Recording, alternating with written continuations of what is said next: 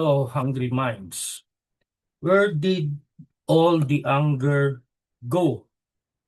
Simula nang maupo si BBM bilang presidente, it's one fiasco after another.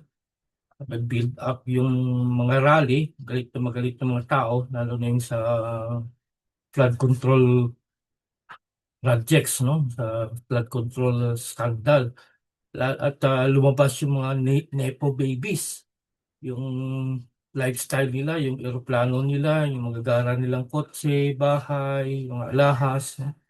Kataon din na nagkaroon ng rebellion doon. Hindi naman siguro rebellion, pero mob rule. Hindi, mob rule. Ano, parang malaking pagkilos sa Indonesia at saka sa Nepal kung saan sinunog nila yung mga bahay ng mga korap na politiko, hinagi sa ilog, lahat na, no?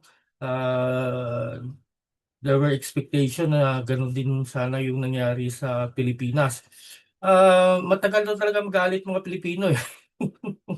Parang FPGA movies yan, no? Na kailangan matalo muna yung artista, magpabugbog muna, tapos kung dapang-dapa na, aping-api na, saka lalaban, saka mananalo, no? Pero this is a phenomenon eh, itong social anger. At dahil dito, gusto kong ibahagi yung pag-aaral ni Slavoj Zizek, isang Slovenian philosophy professor na nagtuturo ngayon sa University of New York at tinagurian din siyang isang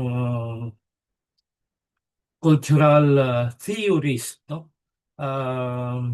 Kasi ano eh, ah, maliban sa nakawan, nangyari pa yung giyera sa Iran, naapektuhan yung langis at tumaas lahat at yung mga presyo. Tsaka marami na nagugutom, talagang naghihirap ng Pilipinas. Pero ano ba nangyayari?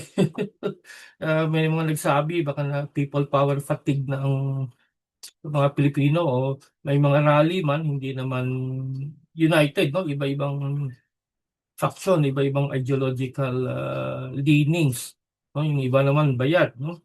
Pero sabi ni Zizek, ito pag-aralan natin yung si Slavoj Zizek, Slovenian, mahirap i-pronounce yung pangalan, no? Every corruption scandal feels like this is it. This is something will finally change. Yano ata yun, no? Nag-people power 1, nag-people power 2, wala rin nangyari. Ganun pa rin ang nakawan. No? But most of the time, the only thing that really changes is our level of anger. The system knows it. It just has to wait until we calm down. No? Kasi anger is not forever. Eh. It will calm down. So alam ng sistema, alam ng mga namamahala yan. So anong ginagawa nila? Sabi ni Sisek, he is suspicious of what he calls change within the system. This is when government reforms policies, reshuffle officials, pass new regulation, or issue strong statements while the basic structure of power stay untouched. No? May makukulong na sa December, ano na ngayon, tapos ng Holy Week. No? Wala pa rin. Nakulong si Ramon Revilla, parang yung mga engineers, so, mga maliliit na isda. Pero mastermind, alam naman ng lahat kung sino eh. No? It works like a pressure valve. Release just enough steam so the machine can keep running as usual. Yung mga reshuffling, yung mga pinalitan, yung pinag-resign. Ano lang yun, kung pressure valve lang sa rice cooker ba para hindi sumabog. So alam nila, they are calibrating the anger of the Filipino people. So gagawin to, strong statement, investigasyon. Pero wala rin nangyayari. At ang nakakagalit pa sa mga investigasyon na ito, yung mga dapat imbestigahan sana, hindi naman imbestigahan tulad yung mga testimonya ng 18 Marines, no? Na collaborated ni Sergeant Gutesa tapos kinonfirm pa ni Saldico. Pero ayaw imbestigahan. No? Obvious one kung bakit ayaw. No? Uh, Billions in funds alleged ghost projects, substandard infrastructure, and reported networks of favored contractors. made many people feel that corruption had become systemic. Systemic naman talaga eh. People were not just mad at individuals, they were asking whether the entire way money and power worked in the country was rotten. Rotten talaga. Then, the familiar sequence began. Official investigation, special task force, yung ICI, Senate and House hearings, internal audits, and dramatic press conferences. Names were exposed, contractor families were shamed online, in some official face calls to resign or be prosecuted. No, si Tambalus-Luslo nag-step down na. From the outside, it looked like the system was finally cleaning itself. But structurally, the same political and economic networks still appeared to remain in place. At first, everyone was asking, how could the system let this happen? Soon the question shrunk to, who are the few we can blame? Protests tried to continue, but the news moved on and people got busy surviving until the scandal became just background noises. Kasi sa hierarchy of needs ng mga Pilipino, dapat unahin muna yung pang-araw-araw, no? Oh, at kaysa sa mga rally na yan, sa mga protest na yan, oh, hindi rin masusustain yan, saka kailangan rin yan ng financing eh. Oh. A similar emotional pattern appeared after the severe flooding in Cebu, where many people quickly blamed the Monterrasa's development and its owners. For many people online, Monterrasas became a symbol of unrestrained development. Even as later studies said it did not cause or worsen the flood. For a while, outrage was absolute. Stop the project, punish the people behind it, make someone pay for the disaster. November yung sa Cebu yung flood. Then 5 months later, UP Sadi said Monterrasas did not cause or worsen the flood and blamed extreme rainfall as the main driver. Yeah. Notice what happens to the public emotion. So, flood scandal, Monterrasa, yung sa earthquake, no? Yung mga baha. At first, anger is total. We feel sure who the villains are, and we make deep change, not just we demand deep change, not just explanation. No? Then the system introduces complexity, technical language, expert report, legal processes, and partial accountability. No? Pinapadaan sa technical gubol-digok.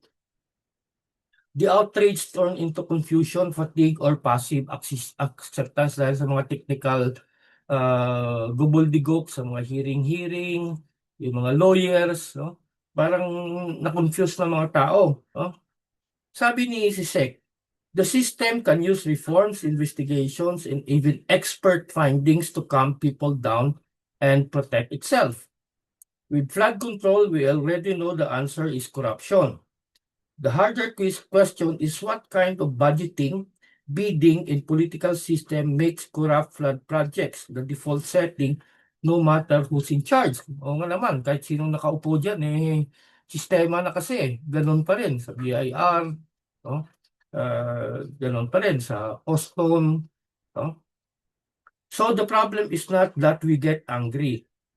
It is that our anger is designed to be temporary. Alam niyo, sistema yan, temporary lang yung galit eh.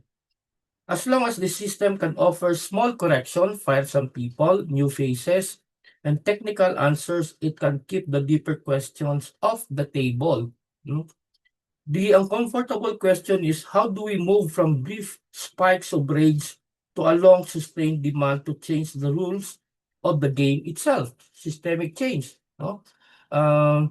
Ang phenomenon of huramentado, pag napuno na yung Pilipino, talagang mag-huramentado yan. Kaya lang, it's brief, it is just a spike of anger.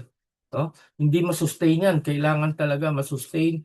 Kailangan na pahabain, kailangan may malalim na pagninila, hindi lang galit. Ano? So, paano ba gagawin yan? Yung mga simbahan, kinakubira naman tong mga korupsyon na to. Ewan ko bakit, dahil mabayad sila o ayaw nila maupo si Inday Sara kasi ayaw nga humalik sa puwet nila yung mga Duterte, no? So, ang bottom line, kawawa ang Pilipino, tuloy ang ligaya ng mga kurap. Kailang ganito ang nakikita ko magandang balita. This administration does not run out of scandal. Kung medyo humupa na ang galit, may mga lumalabas, no?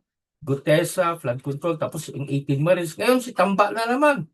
Kasi parang gagawin daw siyang fall guy, kaya kumanta na po yung pagkanta niya, sintonado. No? Hindi pa sapat o baka yung iba na sabi nila baka style lang daw yun para kasuhan siya dismiss tapos by 2028 wala nang di pwede sampahan ng kaso, no?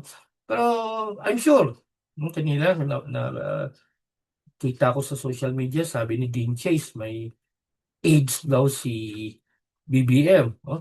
Tsaka alam mo ano na lumalabas na yung tatakbong BBM tsaka nag-jumping jack double daw yun. Oh, ako nga nagtataka bakit tumangkad siya kasi may nakita kong video niya, may katabi siya. Yung katabi niya kilala ko personally, si BBM kilala ko rin. Alam ko hindi gano'n katangkad si BBM eh. Kung doon sa video, ang tangkad niya compared doon sa isang kilala ko, na kalbo. Si Marcos Senior kasi noon, 6 yung double niya eh. Yung dalawa doon, na-meet ko pa, yung isa kasi taga Silay, Negros Occidental. Yung daughter yan, neighbor namin sa village namin sa Bacolod. Kaya pag pumunta sa dyan, na-mention ko na yan, no?